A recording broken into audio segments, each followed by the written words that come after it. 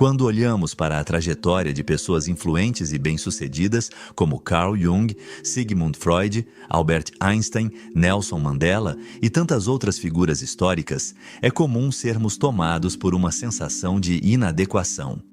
Suas vidas parecem repletas de grandes feitos, conquistas e um propósito inquestionável, enquanto as nossas, por vezes, podem parecer pequenas e desprovidas de impacto. No entanto, o que muitas vezes esquecemos é que o significado de uma vida não se define apenas por grandes realizações ou fama mundial, mas sim pelas pequenas ações diárias, pelas batalhas internas que cada um enfrenta e pela busca constante por autoconhecimento e crescimento pessoal. Assim como eles, também somos capazes de trilhar um caminho de significado, só que o nosso é único, moldado pelas sombras que integramos, pelas falhas que superamos e pelos momentos em que, apesar do medo, escolhemos agir. Em várias de suas obras, Carl Jung abordou sobre a busca por significado e autoconhecimento. De acordo com Jung, o propósito da vida não está relacionado ao que você conquista, está relacionado a quem você é e como você age. Para Jung, o ser humano pode ser descrito em sua totalidade pela psique, que abrange tanto os aspectos conscientes quanto os inconscientes. No centro da nossa consciência, que inclui tudo o que sabemos e reconhecemos, está o ego. Mas há muito além do ego que não reconhecemos. No coração do nosso inconsciente, que representa tudo o que está oculto para nós, encontra-se a nossa sombra, ou o nosso lado sombrio. Jung afirmava que no inconsciente reside a chave para descobrir nosso propósito de vida. Isso porque o propósito da sua vida não é algo objetivo ou universal, é algo único, específico a você. Carl Jung foi um psiquiatra e psicanalista suíço que acabou fundando sua própria escola de psicologia conhecida como psicologia analítica. Sua filosofia é frequentemente chamada de filosofia junguiana. Ele também publicou várias obras importantes, entre elas A Psicologia do Inconsciente, O Homem e seus Símbolos, Os Arquétipos e o Inconsciente Coletivo, O Homem Moderno em Busca de Alma, A Psicologia da Transferência, Memórias, Sonhos, Reflexões e as Relações entre o Ego e o Inconsciente. Neste vídeo, vamos explorar os passos que você precisa seguir para que o seu lado sombrio revele o propósito da sua vida, segundo a filosofia de Carl Jung. Jung dizia: suas visões se tornarão claras apenas quando você puder olhar para o seu próprio coração. Quem olha para fora, sonha. Quem olha para dentro, desperta. Cada pessoa tem um significado e um propósito de vida únicos, de acordo com quem ela é e o que deseja. Portanto, você precisa se conhecer de verdade antes de tentar entender o propósito da sua vida. Muitas pessoas acreditam que se conhecem bem. Você pode achar que está familiarizado com suas características, pontos fortes, fraquezas e desejos, e por isso pode ser tentado a mergulhar direto na busca do seu propósito. No entanto, para realmente se conhecer, é preciso passar pelo que Jung chamava de autorrealização. Cada ser humano é formado tanto por partes conscientes quanto inconscientes. Os aspectos de nós mesmos que conhecemos e aqueles de que não temos consciência. A sombra, ou lado sombrio, é a parte oculta do nosso inconsciente, que abriga desejos, emoções e características reprimidas. Por exemplo, sua sombra pode conter sentimentos de preguiça, inveja ou raiva, assim como hobbies ou interesses dos quais você se envergonha ou acha que já deveria ter superado. Como a sombra reside no inconsciente, geralmente não temos consciência do que há nela. Esses traços foram reprimidos e ignorados por tanto tempo que não surgem mais em nossos pensamentos. Em vez disso, tendemos a nos identificar em excesso com a nossa persona, o papel que desempenhamos inconscientemente para sermos aceitos ou admirados pelos outros. Essa persona age como uma máscara que usamos ao interagir com o mundo, e podemos ter várias máscaras para diferentes situações. Reconectar-se com a sua sombra exige um esforço genuíno. Realizar o que Jung chamava de trabalho da sombra, ou seja, Conhecer seu lado sombrio envolve fazer pausas regulares para refletir sobre seu comportamento, pensamentos e sentimentos na vida cotidiana. Isso pode ser feito por meio da escrita em diários ou da meditação. Pergunte a si mesmo: por que agi da maneira que agi? Isso pareceu autêntico? Por que sim ou por que não? Qual foi meu primeiro instinto em uma determinada situação? Como eu me sentiria se os papéis fossem invertidos? É como se você estivesse interrogando a si mesmo da mesma forma que faria com outra pessoa. Jung ressaltava que conhecer sua sombra não significa se identificar com ela. Você não precisa se definir pelas características que geralmente esconde. Por exemplo, se sua sombra abriga a raiva, não é necessário se ver como uma pessoa raivosa. Em vez disso, basta reconhecer e aceitar a existência desses traços, entender que eles fazem parte de você, mas não te definem por completo. Outra forma como os traços ocultos da sua sombra costumam se manifestar é por meio do julgamento dos outros. As características ou comportamentos que você despreza nos outros são frequentemente aqueles que você teme em si mesmo. Isso é chamado de projeção.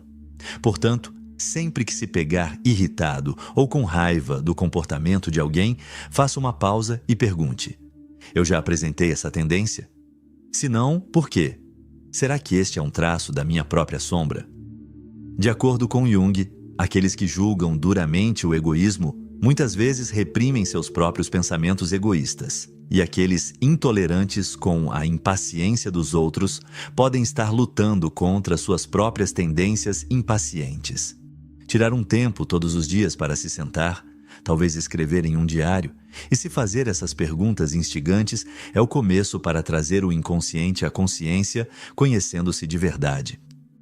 Criar o hábito de explorar sua sombra é essencial para se aproximar continuamente de uma vida significativa. Nas palavras de Jung, eu não aspiro ser um homem bom, eu aspiro ser um homem completo. Agora que você descobriu mais sobre o seu inconsciente e talvez sobre alguns traços sombrios menos desejáveis, pode estar se perguntando: como isso pode me ajudar a melhorar minha vida? Na verdade, pode ser que você se sinta até pior após essa autorrealização, pois não poderá mais ignorar todos os seus lados ruins. Jung reconhecia que descobrir quem você realmente é um processo extremamente doloroso e assustador. Muitas pessoas acreditam que reprimir as partes ruins de si mesmas, jamais as mostrando, é uma maneira eficaz de se livrar delas por completo. Afinal, aqueles que conseguem conter sua raiva não são as pessoas mais gentis? E os que superam sua preguiça não são as pessoas mais produtivas?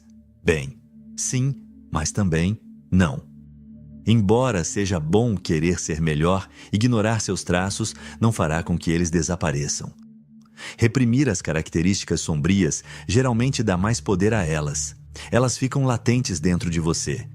E quando você está cansado, estressado ou no limite, elas de repente explodem.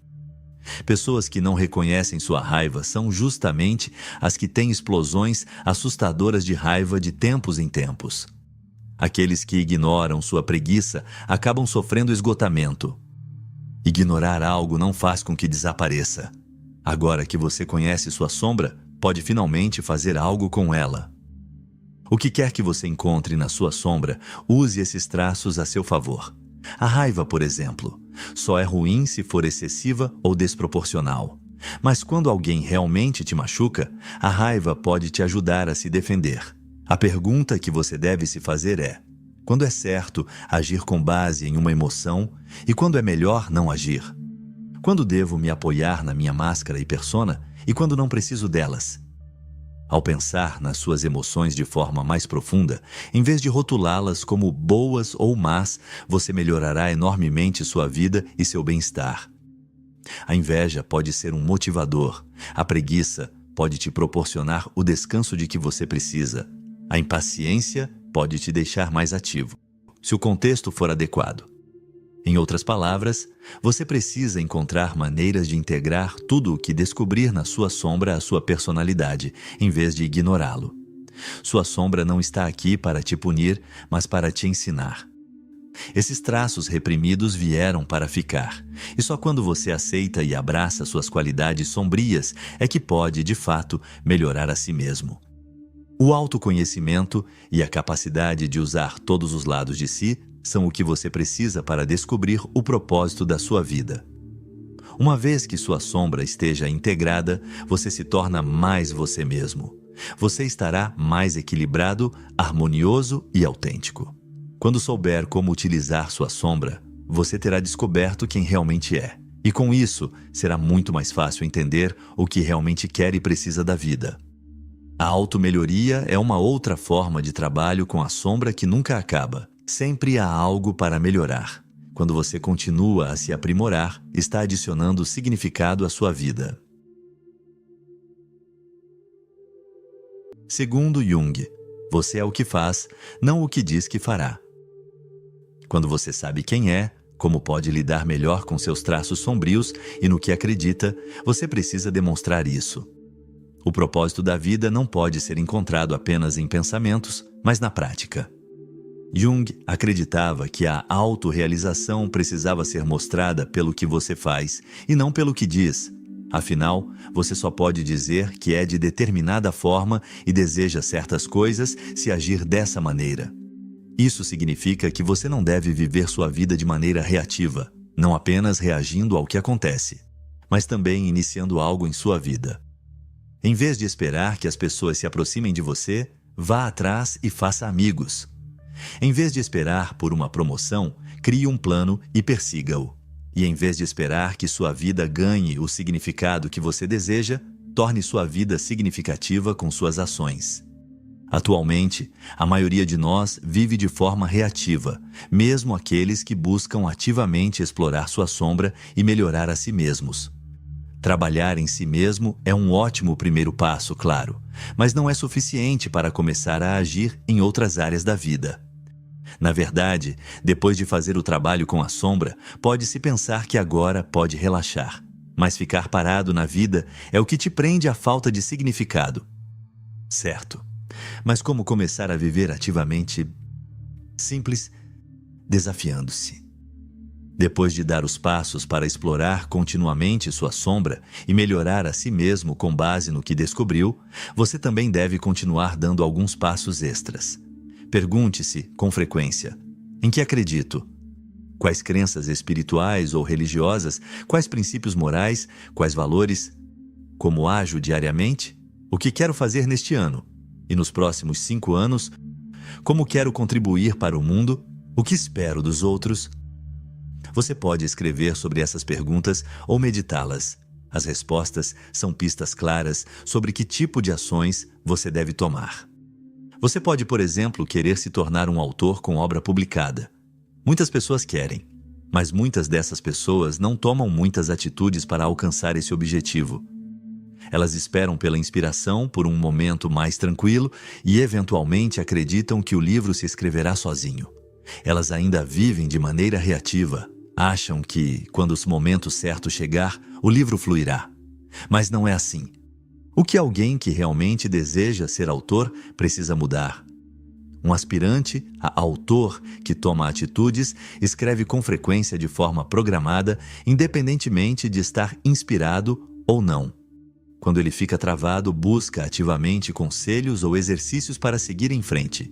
Ele termina uma história, mesmo que não seja por motivação, mas por disciplina. E depois disso, ele proativamente entra em contato com pessoas da indústria editorial como agentes literários. É claro que muitos não encontram significado em metas de carreira.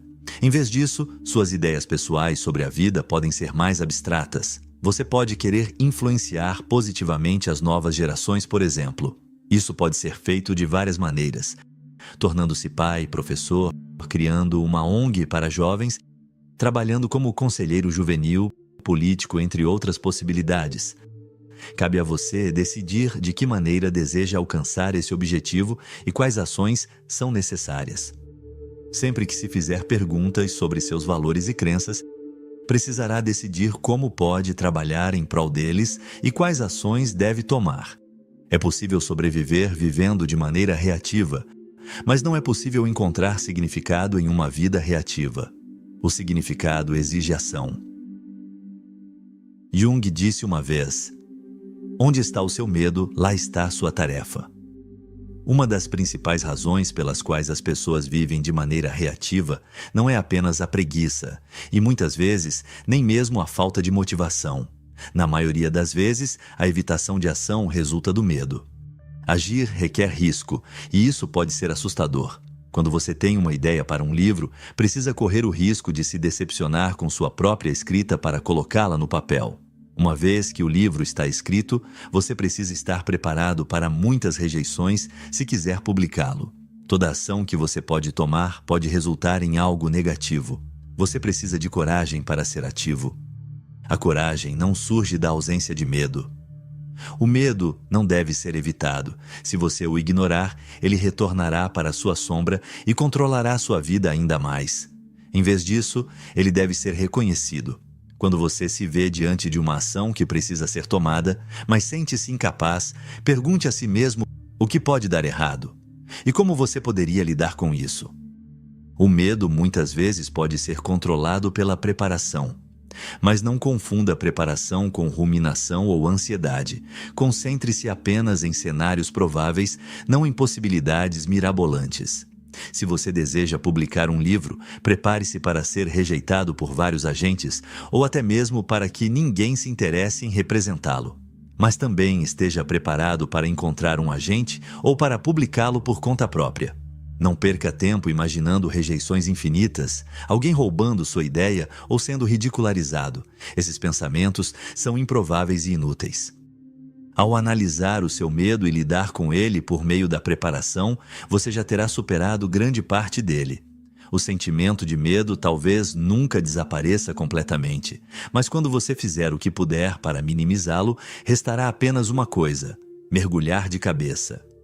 A coragem exige que você enfrente seus medos em vez de tentar se livrar deles. Ninguém que fez algo significativo na vida conseguiu isso evitando o que o assustava. Como Jung disse, onde está o seu medo, lá está a sua próxima tarefa. Quando você descobre o que teme, também descobre o que provavelmente dará mais sentido à sua vida.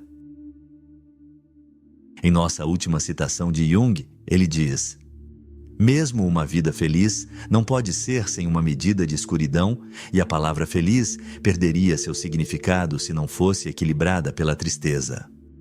Vamos pensar. Você se conhece, está sempre se aprimorando, está tomando ações e assumindo riscos. Isso é a receita para uma vida perfeita? Não. Ninguém tem uma vida perfeita.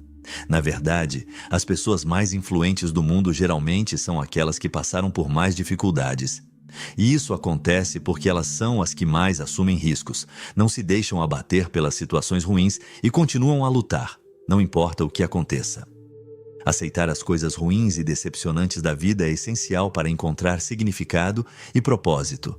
Na verdade, o significado depende disso. Uma vida que consiste apenas em triunfos e alegrias não é uma vida significativa, porque a alegria só é impactante quando você também conhece a tristeza. Não se pode vencer sem que a derrota seja uma possibilidade. Não pode haver luz sem escuridão. Isso significa que, sempre que algo ruim acontecer, você precisa recontextualizá-lo. Não se desespere, mas pense que qualquer coisa boa que acontecer a partir de agora será ainda melhor. Além de contextualizar o bom na vida, a má sorte e os erros são oportunidades de crescimento. Sempre que algo acontece, sua reação a isso lhe ensina algo novo sobre você. As coisas ruins, então, são essenciais para a sua autodescoberta. E são úteis também quando se trata de conhecer sua sombra. Ninguém descobre que precisa ser mais pragmático, a menos que tenha falhado em ser assim em algum momento. E ninguém descobre que é resiliente e forte, a menos que algo em sua vida tenha exigido isso. Digamos que seu romance seja rejeitado por todas as editoras para as quais você o enviou. Ou você largou um emprego estável para voltar à escola e acabou fracassando. Claro, agora você tem mais contexto para apreciar as coisas boas que vierem. Você aprendeu algo. Mas isso dá mais significado à sua vida? O significado da vida, segundo Jung, não está em alcançar os objetivos que você estabeleceu. Está na tomada de ação e na autodescoberta. Com isso, Ele quer dizer que sua vida não se torna significativa porque você se tornou um autor publicado ou um político bem-sucedido. Ela adquire significado pelo que você fez para chegar lá. E assim, mesmo aqueles que não chegam lá agora, sabem que são o tipo de pessoa que toma atitudes. Eles são únicos e inegavelmente eles mesmos, e isso por si só é a parte mais significativa. Adicionar significado à sua vida nunca acaba. Você precisa continuar descobrindo a si mesmo, seus objetivos e tomar ações. Você continuará a experimentar coisas boas e ruins. E é isso que torna sua vida tão especial. Sua combinação única de decepções e alegrias, suas ações e tentativas e sua determinação. Sempre se orgulhe do que tentou. É daí que vem o propósito. E por fim, valorize tudo o que há de bom em sua vida. Não importa o quanto você tenha conquistado, por menor que seja, orgulhe-se disso. Qualquer coisa que der certo em sua vida, seja grato por isso.